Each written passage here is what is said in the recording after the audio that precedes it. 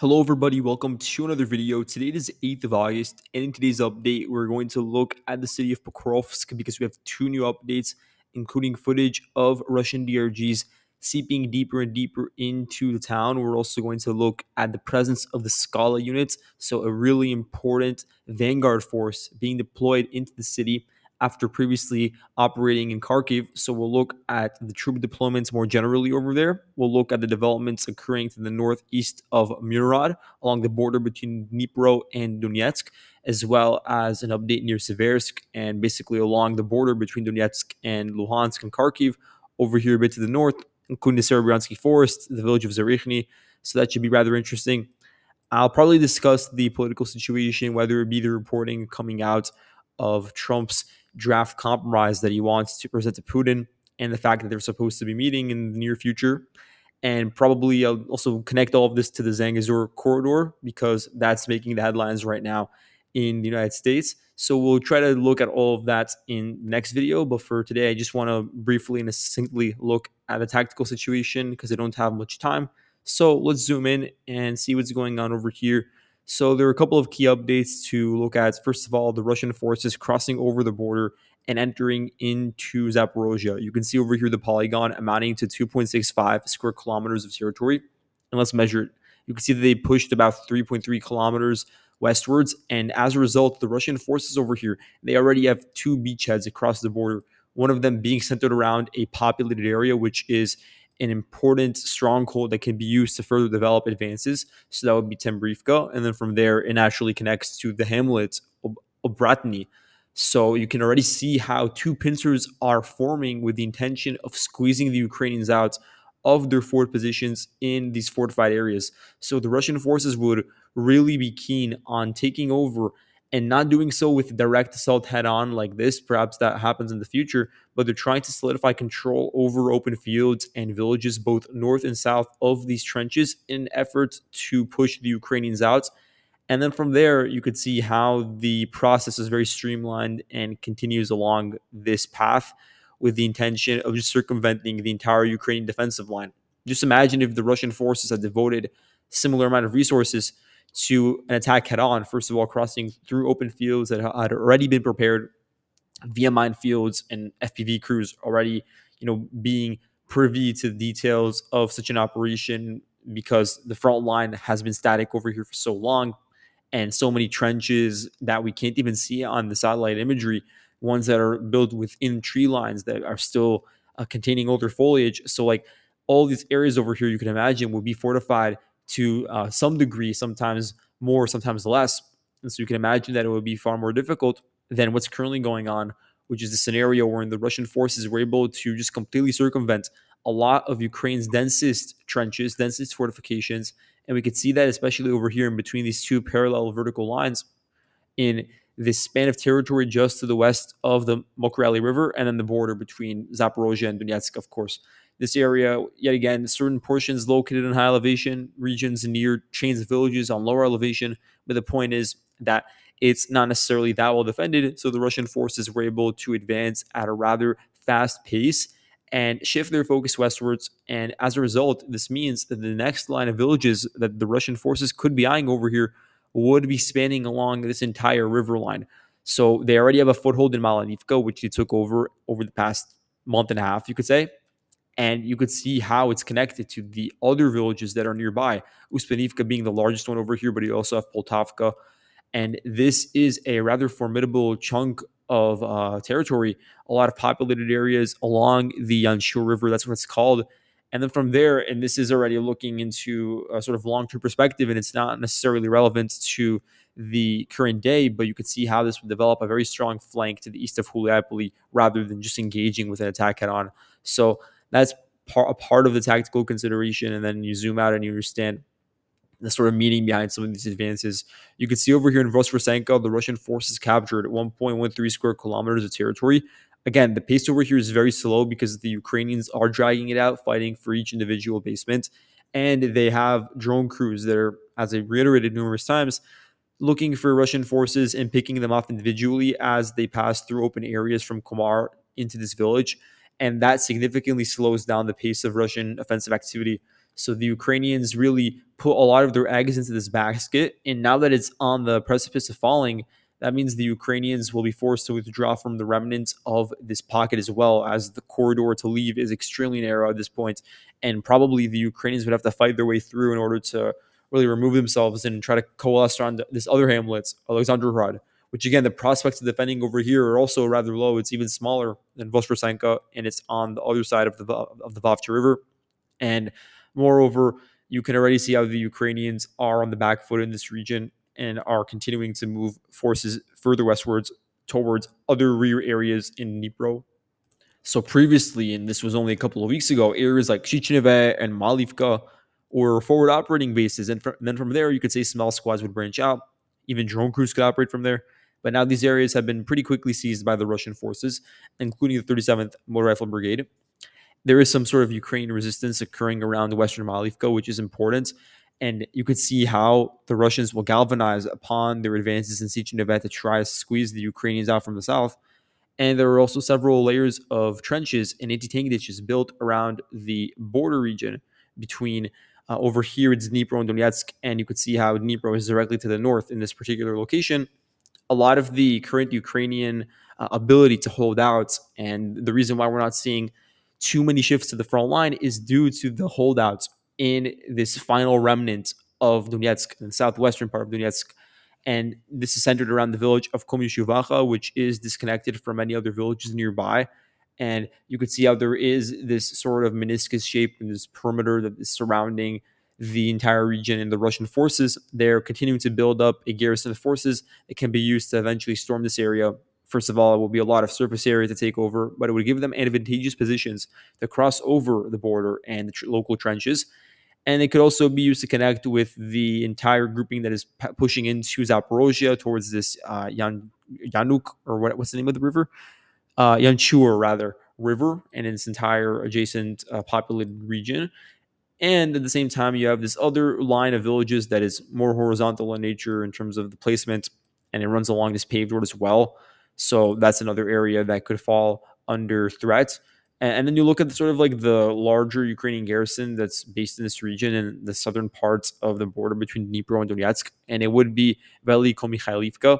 Now it is on the other side of the river, and so it does have that natural protection. But in terms of the Russians moving their mortars and short range howitzers closer to the front line, that means that obviously these sort of villages that are medium sized and are pretty close to the borders and the demarcation line, they will certainly be within the range of Russian fire. Now, at the same time, let's look at what's going on further north. The Russian forces are still in the process of consolidating control over a lot of open fields as they try to really clamp down on the final vestiges of Ukrainian resistance over here. So you could see 1.4 square kilometers of territory captured west of Tolstoy, here between Zhelanne High and Novokalynove, another 1.74 square kilometers. So the Russians are getting awfully close to arriving at the Vovche River bank from the south in this location. And they already have an area that's near Yalta. You can see they captured 3.5 square kilometers of territory, meaning that they do have a lot of opportunities to cross over the river. And when they do, it will be a part of a concerted effort to eventually reach Novokalynove. That's a part of the objective in this region. But you can see that Dakhny is currently still contested. Some Ukrainian sources claim that the Russians made progress and took over much of the central parts of the village. And some are also claiming that the Russians are unable to establish a foothold in the town, with the exception of the easternmost houses. Now, for now, it seems as if the Russians are in control of the majority of the populated area, but there does appear to be some sort of Ukrainian resistance in the west. And that's completely understandable because the Ukrainians are trying to relegate the fighting to this particular location such that the front line doesn't become widened. And in that sort of scenario, there are many options for the Russian forces to sort of begin an attack, operate across a wide basin, and move northwards. And you look at Novokalynove; it's perhaps 8-9 kilometers away from the current front line. You look at the border region between here, it's Donetsk, and then to the north, it's Dnipro. It's an area that spans about 10 kilometers. So there are a lot of opportunities to poke holes through. And you do, of course, have the highway that is a significant asset for whichever side ends up utilizing it for their own objectives. And the Russian side would naturally want to use it to advance up northwards and, first of all, overrun the trenches to the east of Filia. That's part of the consideration as well. The Ukrainians are using these forested areas, these dense forest trees, in an effort to conceal themselves and try to operate near the front line in some sort of number. It's not going to be significant, but they want to do so in more than individual cohorts. They want to do it in sort of small squads, in 3 to 4. And so they're operating in these forested areas, and then they try to conduct counterattacks into Dakhni itself. So that's the current situation. There are a couple of other pockets of resistance that are pretty close to the southern bank of the river. So the Russian forces are focused on clearing those locations out as well. Although, again, the process is dragged out because it is sort of a game of whack a mole to try to remove those individuals as they're hiding in tree lines and getting support from drone crews. But let's look now at the Pokrovsk front. First of all, the Russian forces have taken over the entire southern outskirts of Vodachny. This amounts to 2.8 square kilometers of territory. And you could see how this provides a platform to actually enter into the village, although the Russian side is not heavily invested in taking it over.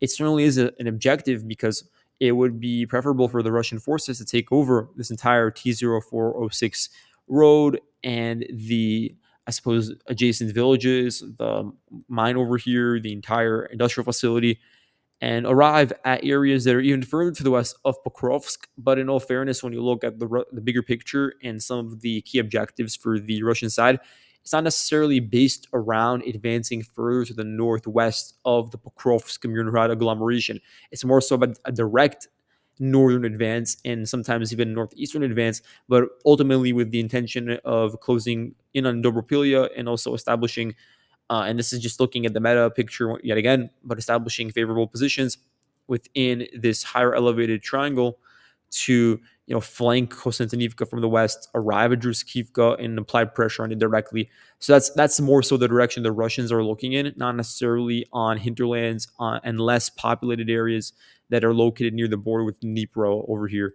But regardless, whenever the Russian forces do intensive operations over here, it does pin down the Ukrainians, and that means they can't necessarily deploy the forces that are helping in a huge way to maintain a solid front line, because you can say that the front line over here west of Pokrovsk has been very, very static.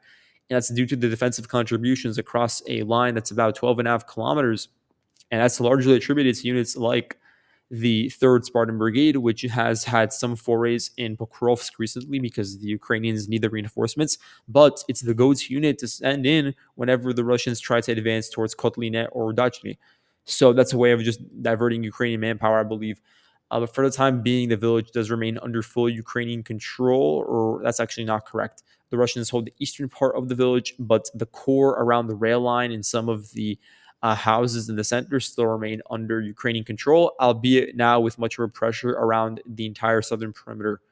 Let's look, though, at Pokrovsk because I have extended the gray zone. I've made some adjustments, but we have videos that are starting to trickle out, and some of them are a bit old. They're a couple days old, and I want to give the Ukrainian perspective as well on what they're saying about these pieces of footage.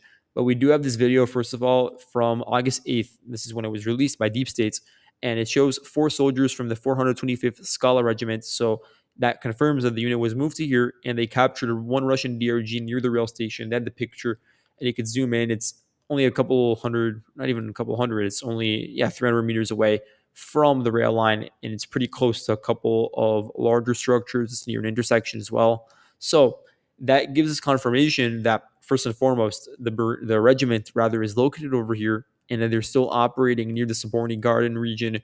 But it also shows us that the DRGs have been able to pass already what we consider to be the gray zone and slip into the Ukrainian forward positions, into their huddling locations within the city itself, pretty close to the center, areas that previously would have been very important strongholds for the Ukrainian side that weren't even within the realm of possibility of falling into Russian hands in such a way.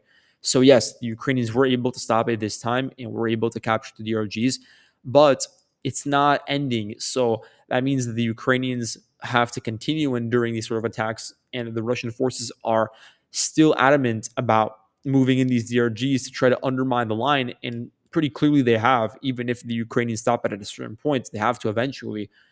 Everything in between, though, between the crossing of the gray zone into captivity by the Ukrainian side, does indicate, though, that there are gaps that still have to be closed. And the best way to do so would be through strategic withdrawals in certain locations because of outstretched positions that could be dangerous, and redeployment and reinforcements. Although we just have not seen enough indication of that. We haven't seen enough reinforcements move into this city itself.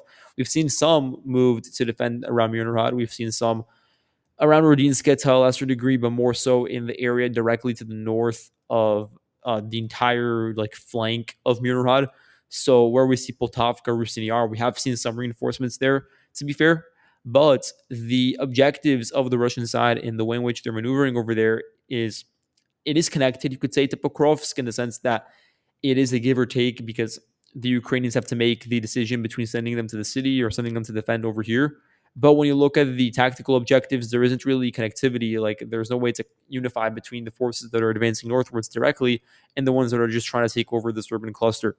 So the Ukrainian side, they do have a garrison of forces like 155th, 68th Jaeger as well. So those are two units that have been fighting over here for a while throughout the entire course of the year, pretty much. And 68th Jaeger, for instance, was fighting a bit to the east, but was redeployed to the city itself because, for the time being, the Ukrainians are far more focused on the city. You don't need as many forces to hold that in Lisivka and Sukhyar. Now that there is an urban battle, you need as many forces as possible. 32nd Mechanized Brigade, apparently they have some manpower issues, and this unit was previously deployed a lot along the western flank of the city in the agglomeration. So that may be a part of why they suffered such attrition. And it was estimated by me and several other people that the initial breakthrough by the Russian side that allowed them to send in DRGs to the city was due to the in the gaps and the gaping holes within the assault infantry units of this brigade. So that's just my own 2 cents on it. There are a couple of other units over here, like we said, perhaps certain elements of the Spartan Brigade, 142nd Mechanized Brigade also generally floating around here, and 25th Airborne Brigade has played a big role recently. And then you have Scala sent in to act as a vanguard force, so they're going to engage in a lot of important firefights near the front line, house fighting. That's what they're experienced in. Sometimes they may try to counterattack locally to retake a certain house or building or basement. And they're also going to be the ones that hold the line first and foremost while other troops try to retreat. That's a part of their modus operandi. And there are a couple of other drone groups and such. But yeah, that's generally a showcase of the breakdown of forces over here. There is a video from August 27th, and this is from, or 7th, sorry. This is from the 25th Airborne Brigade, and they did kill at least 2 DRGs in this video, and they filmed a few others. And this is the Sobachovka microdistrict, if you guys recall. There's a Saborny microdistrict, which was like the central part of the city, this area over here generally. And then Sobachovka is this region. So the Sobachovka, and it doesn't include the area south of the E50. I don't know why I highlighted that, but this region I'm referring to, and it's an area that's a bit more open, you could say. There are a lot of gardens. There's a lot of shrubbery as a result as well. So it's a good area for DRGs that are walking on foot from an open area to approach some form of concealment. And they are also able to enter into the private residential areas because most of the houses over here are just that. They're one-story houses. They're not buildings, with a few exceptions. So the DRGs are able to just fest around here. And the routes they're using, we can just say, we can estimate. And some Russian mappers have also highlighted something similar, arriving at defenders of Ukraine streets. And then from there, you could say some advance further northwards through this area that is could still be considered a gray zone. It includes a local hospital, it includes some warehouses. But then you have this main streets where there is a lot of Ukrainian presence, and perhaps through one way or another, they're able to pass through the Soborny Garden region and arrive at the locations near the rail station, which is over here. It's a very important dividing line. And then, just in comparison, you have this route over here, which again spans from the area north of Troyanda through the forested regions that are near the Jubilee Park. And then from there, they can branch out once they cross the border confines into Sobachovka and bridge out into various smaller pockets of movement and enter into, again, gardens, backyards, houses, and then they're spotted by the Ukrainian drone crews and targeted accordingly. So for now, we're still in this moment where they're playing cat and mouse, and the Russian forces have still not doubled down and sent in reinforcements. We're still in the process of the Russian forces sending in DRGs, with the efforts being to just expand the gray zone. And gradually, the Russian reinforcements are coming in because that's what's going on over here next to Leontovichi and Troyanda and such. But within the city confines and some of the key districts, it's not happening yet, as the focus is now on ensuring that the DRGs have much more freedom of movement. As for the time being, all the videos we've seen, and we need to wait for more footage to come out, there's been a huge lag when it comes to the release dates for footage. The footage we're still seeing is of Ukrainians targeting very small squads. Over here, though, you can see that between Mayak and Nikhanorivka, the Russians captured at least 2.16 square kilometers, and that means that it translates to an advance of about 1.9 kilometers northwards.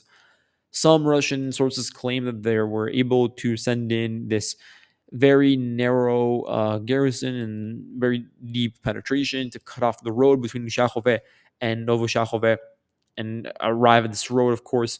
So that's not confirmed yet, but it is confirmed that the Russian forces have been able to make some headway over here. And that's why I always had the gray zone market like this. I never changed it back to Ukrainian controlled because, quite frankly, this area is completely open. It's not well fortified.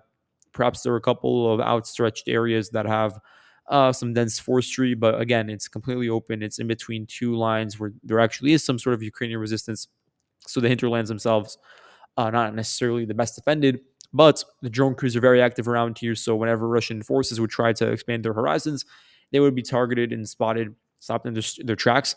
But it only goes so far because we now know that the Russians advance like this, meaning they're going to have an opportunity to, first of all, cut off the road, arrive at Novokalynove, and from there establish a very strong base of operations to arrive in an area like Belitske, and in the future bypass a lot of important fortifications and fields and arrive at Dobropilia. That's another consideration. Meanwhile, it's also a part of the maneuvers going on to the east to close in on the pockets of Volodymyrivka and advance along the Toretsk River line to Shehove and a bunch of other populated areas. So it is an important advance, and we're going to see now how there is also a similar sort of movement right now that's restarting in the area north of Poltavka. So this basically goes hand in hand with something that I reported about 2 or 3 videos ago, because there was information circulating that the Russian forces have been able to take over this outstretched area north of Poltavka and much of Rusyn Yar, but at the time it was not verified. Now there's footage to back it up. So this is from August 8th. This is when it was released. The Fakhiz, what's it called? Fakhivtsi, sorry. Grenade drops. Yeah, on tree lines north of Poltavka, and that's a drone unit associated with the 82nd Air Assault Brigade. So they're very active around here. And you look at their advance in a vertical direction, it's about 2.13 kilometers northwards. So they're just targeting Russian forces and tree lines at this point. The residential areas have largely been taken over by the Russian side already. And I suppose the intention is to arrive at the tree lines and the trench over here that are next to this pond and just remove the viability of that location as a defensive option by the Ukrainians. There are a lot of open areas over here that can be leveraged as flanking opportunities. We saw how the Russian forces were able to prey upon the massive gaps between settlements and large tree lines, hedgerows, and such, and advance at a pretty fast pace. And so that same sort of environment still stands in the area that's just to the east of Shachove, Sofivka, Toretsk. So all those areas, as time goes on, and as some of these trenches get overrun, the Russian forces will have this similar opportunity to mimic their previous advances and poke a lot of holes in this Kazani Toretsk river line. And it's already going on to the west with this recent advance, and it could coalesce with the attack coming in from the east, certainly. You have this video over here from Rusyn Yar, and there are actually two. This one is from the 44th Mechanized Brigade, so we now know that they're operating here specifically. Previously, they had a level of deployment near Yablonivka and in the Klobambik region, but they've been moved slightly to the west to engage with the frontline activity over here. So they conducted FPV strikes onto trenches. There are a lot of them over here, and also part of the trench has an underground component, so that's an area that was targeted as well. The openings were hit by FPVs. And here we have another video from August 8th of the Vartovi unit. This is a part of the 36th Marine Brigade. And again, this is important because 36th Brigade, it's well known for fighting in Yablonivka. Now it appears that at least the drone element, maybe even the actual brigade, is being moved a couple of kilometers. It's not that far away, but perhaps 10 kilometers to the west to help hold the line in Rusyn Yar, because after Rusyn Yar, there are no populated areas in the northern direction. And then you arrive at the scenario that we were describing, the fact that there would be this triangular shaped location, an open field that certainly has a lot of open holes. Now, the Ukrainians have recently, I've been made aware, expanded their trench work in the area around Mykolaiv. And so perhaps the line looks more like this. Perhaps there are several layers of defense over here by now, but there's no settlement to back it up for a really broad span, because you're looking at it, and at its most it's like a extent of 18 kilometers from west to east. Maybe as you get closer, it diminishes to about 8 or 9 kilometers, but we're still looking at really large gaps in between the next two lines of populated areas. And that's certainly an area that the Russians will want to exploit. We've seen how they did it already. The Fabs are going to continue working systematically to flatten and make it impossible for forces to operate in some of these dugouts along the hedgerows and also the ravines. So those areas will certainly be within the Russian purview, not only for Konstantinivka, as we've been talking about for a while, but also in relation to Druzhkivka. Looking, though, at the Klemenbeek Reservoir and the southern bank, again, the Ukrainians are going to continue holding out over here for as long as is humanly possible, because there are a couple of outposts that serve a lot of utility for them. So we are aware, based on the map and based on the drawings, that one of them would be over here, based around these trenches. You also have, obviously, the outstretched location with the mine that is used as an outlet to arrive at Toretsk, and especially its northwestern flank. So that's an area that the Ukrainians don't want to give up. Then they have this narrow route that allows them to remain in control of parts of Shcherbinivka that runs along Artemis Street. And by extension, they have control over the village of Klemenbeek and the nearby houses. And some Ukrainian sources still allege that they remain in control of Katerinivka. Now, Russian sources, not all of them, but some allege that it was taken over, at least partially, and a lot of this is based off of a video from August 3rd. And so a lot may have changed, or perhaps the situation even remained the same. But what we do know for sure is that in this video, there were essentially 5 BMPs that attacked, and they did so from south and attacking northwards to Katerinivka. 4 of them were destroyed by the Voron group's FPVs, and they claimed to have killed 23 or 20 Russians, and there were 23 Russians in the entire group. So they allege that 3 survived. Now, if you were to surmise from that video that the Russian forces had captured the area, then the implication would be that despite the BMPs getting destroyed, the Russian forces perhaps were able to dismount in time and then from there spread out into the village. It's just that it's been 5 days and we don't have any further elaboration on what's going on over here. So more certainly, the 68th Tank Regiment is very close to entering into the village, and it may even be a gray zone at this point, and maybe I'll change it in the interim. But actual full control, that's a bit of a step too far, and Klemenbeek still remains under Ukrainian control. There still is movement back and forth across southern and northern banks over here on a daily basis. The Ukrainians are still holding out in this trench region, in this anti-tank region as well, and in all the local dugouts that are pretty close and adjacent to the reservoir. So that's a bit of what's going on over here. The Russians are certainly trying to close in on the final corridor. And when we look at the distances, we can see that it amounts to something like 2.8 kilometers. So it is certainly not a trivial amount. It is very close. And over here, it's about 2.7 kilometers from the southernmost tip. So now to look at the Chasiv Yar region, we're looking at an area north of a lot of the quarries and mines in the citadel itself. You can see the capture of about 4.81 square kilometers of territory, basically along the Donbass Canal and the adjacent trenches and much of the open area to the east of Maiske. There was a pretty solid Ukrainian defense line from Markove all the way southwards. And to be honest, there's not much utility to the Russians even devoting resources to this area in particular, because it is well defended in terms of the obstacles on the ground. The forces over here aren't necessarily the strongest, but there are some formidable units deployed over here. So for the time being, it's not necessarily the best choice of action to focus on it.